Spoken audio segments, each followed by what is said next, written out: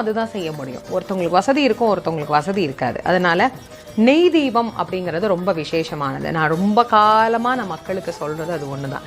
ரொம்ப ஏழ்மையில் இருந்தால் கூட 5 நிமிஷம் எரிஞ்சால் கூட ஒரு நெய்யில் ஒரு தீபம் ஏற்றுனீங்கன்னா அது ரொம்ப ரொம்ப சிறப்பானது.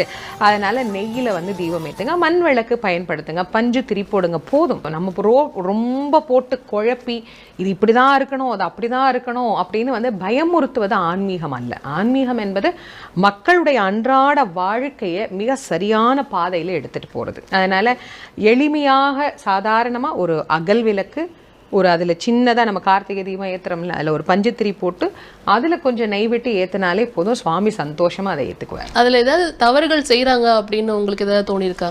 தவறுகள் அப்படிங்கிறது தெரியாமல் செய்கிறது தான். வேணும்னு யாரும் செய்ய மாட்டாங்க. அதனால் தெரியாமல் செய்கிறது, இல்லை இவங்க இப்படி செய்ய சொன்னாங்க அதனால் நான் செய்கிறேன், இல்லை இன்னொருத்தவங்க ஏதாவது பரிகாரத்துக்கு ஏதாவது செய்வாங்க, அப்போ அதை